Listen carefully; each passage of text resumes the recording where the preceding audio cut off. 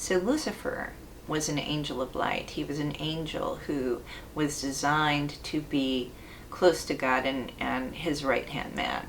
So God had a plan that life would be beautiful, that all things would be good.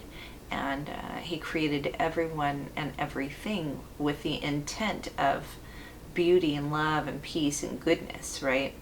But he also created everything with free will. So free will is the opportunity to choose God and love him. God wanted to be loved out of the other being's own willingness. Instead of being forced into loving God, he gave them the ability to choose not to love him, hoping that they would love him. And therefore, sometimes people turn away. They choose not to do what they should. And this would be also the representation of what the angels had experienced. There are illusions too in Genesis where the angels had left the position that God had for them and decided to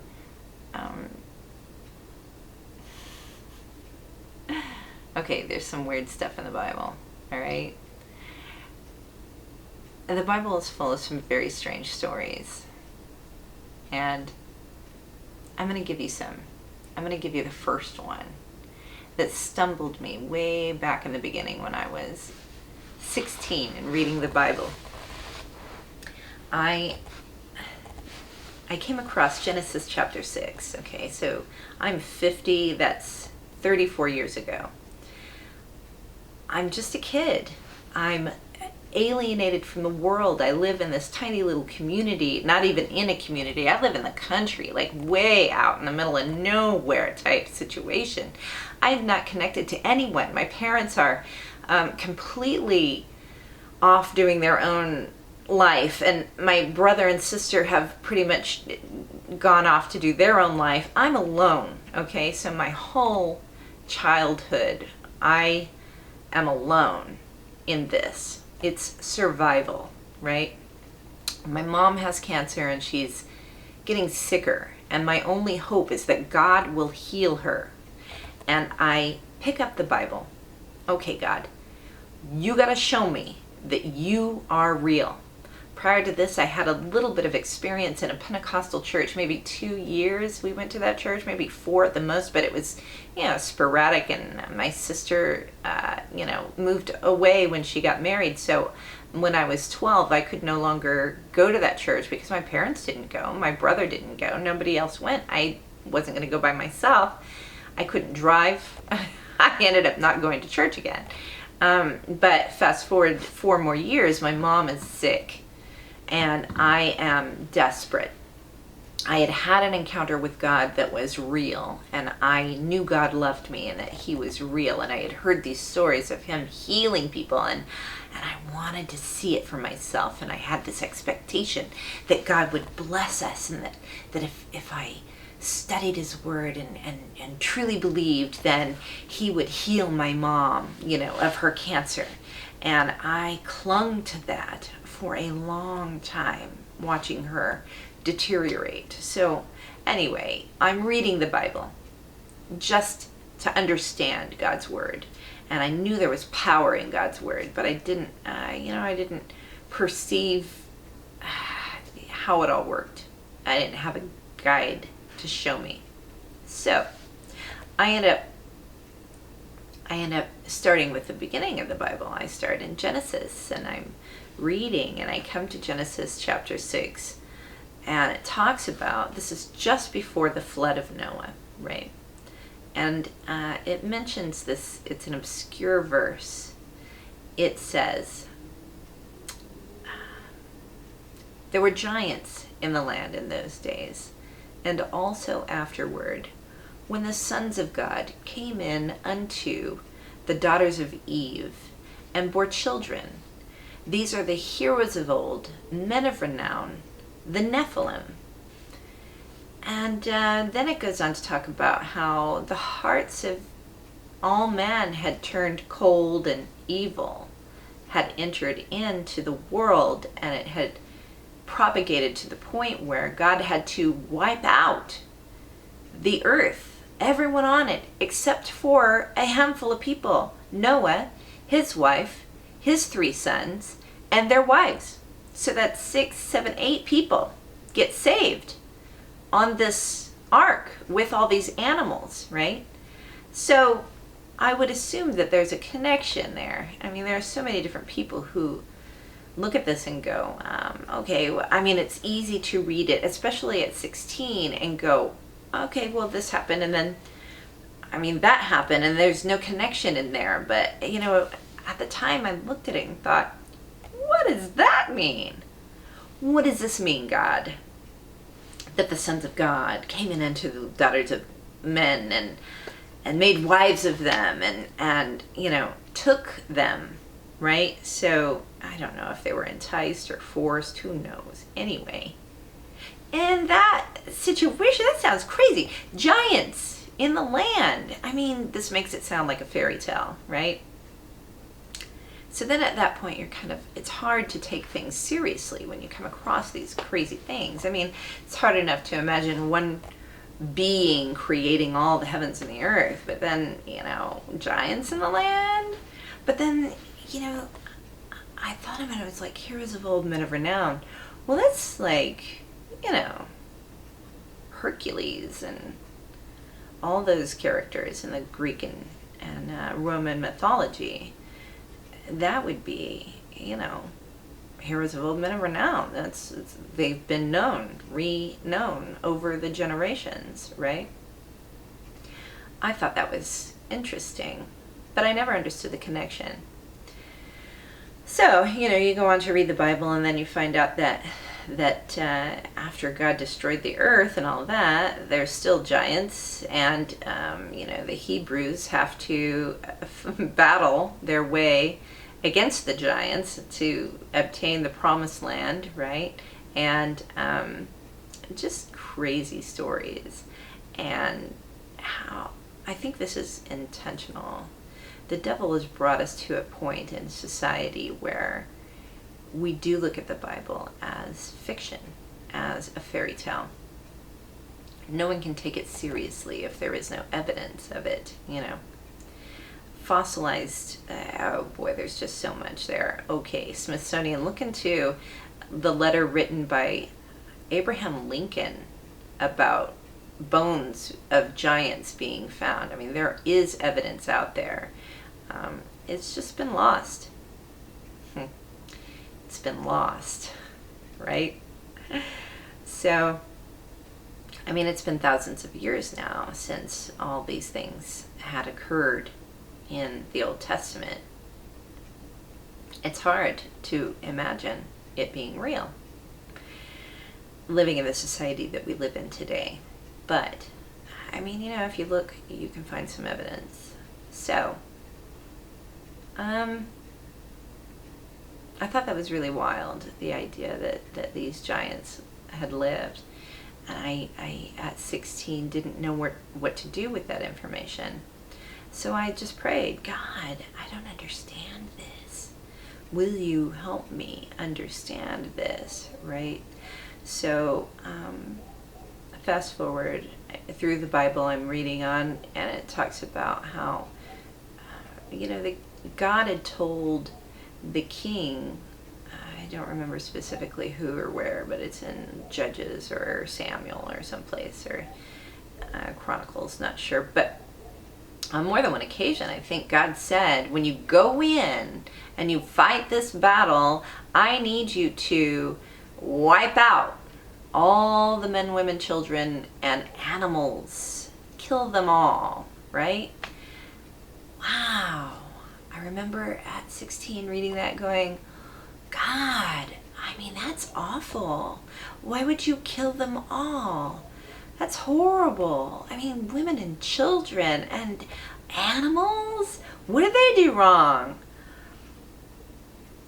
And I didn't understand it. I couldn't figure it out. It seemed like God was evil. How could God be good but then evil at the same time? And that made it hard to trust God, especially since I already had lots of trust issues with people. How could I trust God? I couldn't trust my own father. There were issues in my relationship with him that later on revealed themselves to be even bigger than I thought. So, trust was not my strong point. So, God, I asked God again, help me to understand this, reveal to me what this means. And I, moved on, kept reading. So, I continued reading and ended up coming out to Jude. Of course, that's New Testament way much later. And I probably wasn't 16 at the time, but it could have been still in my teens. Probably was, yes. Because I kept reading. So, and Jude is a small book. And so I think I remember reading it quite early on because I was looking for something small, just a bite-sized piece that I could chew the whole thing. You know what I mean? And Jude mentions when the angels left their first estate and took on strange flesh, I do believe, something like that. And it was like, oh, what does that mean? And of course it triggers in the back of your mind the idea that angels had taken wives of men, right? In Genesis chapter 6, where, the giants had been created. That was the beginning of the giants. I thought it was very interesting. So, it's these are the things that at a young age I couldn't really understand completely what God was talking about, and there was no support system to help me perceive it. But planting it in the back of my mind, I could appreciate it. It was interesting. It was intriguing. It was different. I wasn't sure how to accept it as reality yet. So fast forward many years later, I heard of the Book of Enoch, which was really interesting, and it was something that sort of solidified and filled in a lot of the gaps and the understanding of all of that. And it turns out that the Book of Enoch was canon during the time of the Bible, that it was something that the Hebrew people had in their library. It was part of their religious belief system. The Book of Enoch wasn't removed from true religious belief systems until maybe 200 years after Jesus. So the angels went to Enoch and said, hey, you have a good relationship with God. Would you go to him and plead our case and ask for forgiveness because we have done these things that are against his plan? And Enoch does this, and God gives him this vision of the horrible things that are going to happen to these angels because they had lived with God, they knew God, and they turned against God out of pride. And so there was no forgiveness for the angels who had done these things. And the offspring of the angels then were evil because they were not a spirit that God had created.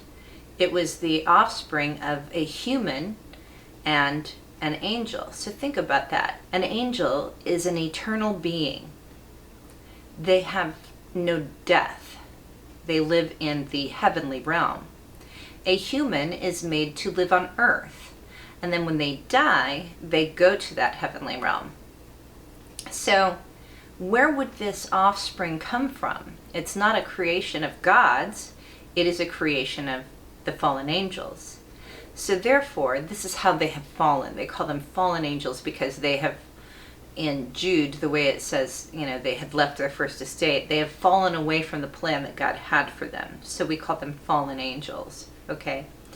So the angels who had fallen away from God's plan and taken wives for themselves were seeking for Enoch to be their mediator, to go to God and ask for forgiveness. So God says no and shows Enoch a vision of the torment that was waiting for these fallen angels, and that they would be bound in chains and, in this arid place that sounded, he described the location, rocky cliffs and strange mountainous things and valleys and stuff. And so read the book, you'll see.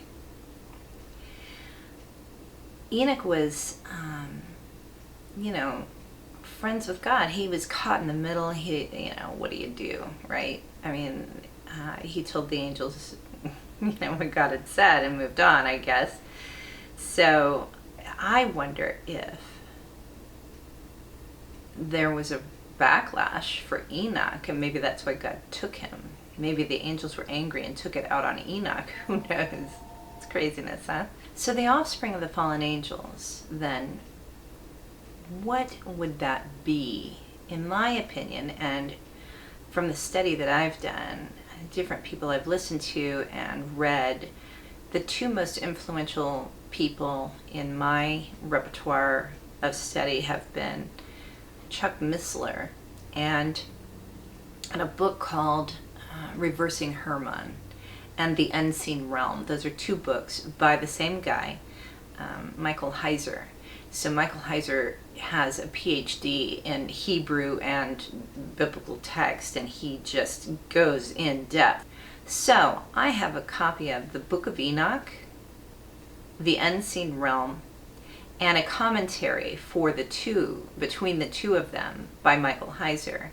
And they are very helpful in helping you to understand the history of the Book of Enoch and the history of the thought of the theologians before us, their thought process and what all of it means.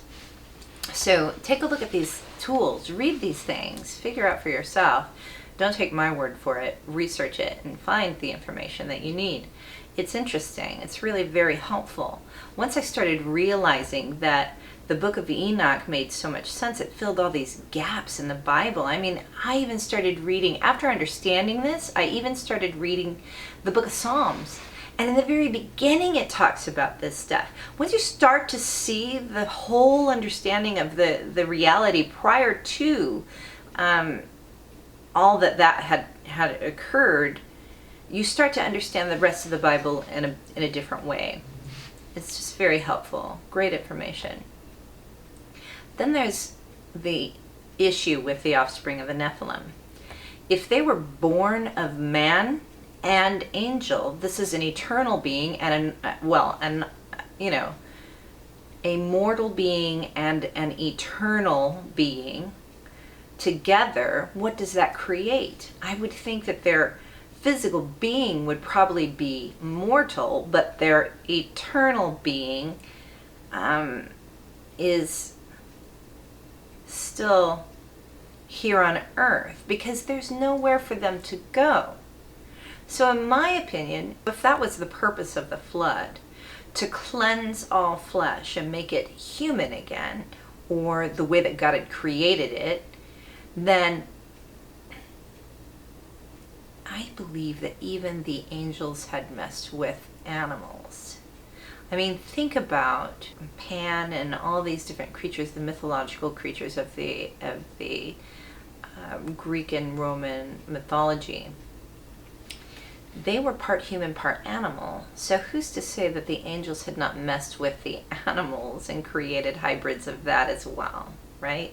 So when it says in the Bible to kill all the men, women, children, and animals in a community, my opinion is because this had happened again. It says in those days and also afterward, when the sons of God came in unto the daughters of Eve. So in those days, meaning in the days of Noah, but also after the days of Noah. So the flood cleanses the earth of this strange flesh, and somehow it happens again. So angels are eternal beings. It makes sense that they would still be able to do it again. And in my opinion, and the opinion of others as well, demons are these eternal souls that have nowhere to go. So that would be the Nephilim. In my opinion, demons are the offspring of angels and human spirits, the spirits of these offspring. So, there's so many implications to this. The Bible makes much more sense once you look into it and understand these things, right? You read it again with this perspective, and it's so much more rich and full of information, and it makes a lot more sense. So this was the situation that I was in, in the past 10 years. I feel like God has started to reveal to me some of these things that I asked, questions I had asked of him, even back when I was 16. So I know this is strange, and if you have been a Christian for any time at all, most of this has never occurred to you. You've never heard any of this. They don't talk about this in church, and there have been, lots of theologians throughout history who decided to disagree with this concept, even though it had been established for hundreds, if not a few thousand years prior to them coming along and deciding to change the ideas, change their opinion of what it all means, stating that, the sons of God were the offspring of Cain or Seth or whoever, which was also, that theology was also linked to racism. This person who created that concept was a racist and said that black people were the offspring of Cain, and that was that's what they were talking about, that they were marked. Anyway, how do you get a giant? They're called giants. So how would two human beings mating create the offspring that is a giant? In the Bible, it also talks about them being as tall as the cedars of Lebanon. And at that time, the cedars of Lebanon were like 35 feet tall. So the Bible implies that, they were as tall as 35 feet at some point. So when the spies came back from researching the Promised Land, they came back and said, we are grasshoppers in their eyes. There's giants in the land, and they look at us as grasshoppers as well. So think about that. 35 feet tall, that would make you look like a grasshopper. So, this is what the book is saying. You can't deny it. All right, this is a lot. And who knows, you might shut off my channel forever, and that's okay. I don't really care. I'm doing this because I've had this conviction that I'm supposed to talk about these things. And I have waited a long time because this is controversial information. And I believe it. And I know other people do believe it. Not a lot. But this is for you so that you can research it. And I want you to pray about it. And I want you to read the Bible. Use this as a lens to look at the Bible and think about it when you read it and say, wow, I think that makes more sense if it's true. And then decide for yourself. But pray. Pray that God would reveal to you the truth. Okay? If God draws you into this understanding and if you think that this is the truth, then share it with somebody else. And if you don't, then move forward. Keep striving to know God better. What someone else's opinion of the Bible, how is that going to affect you? It is your personal relationship with God that matters. So continue reading the Word. Continue asking God to tell you the truth. And He'll show you. Okay? So, this is a lot of information. Take a deep breath and move forward.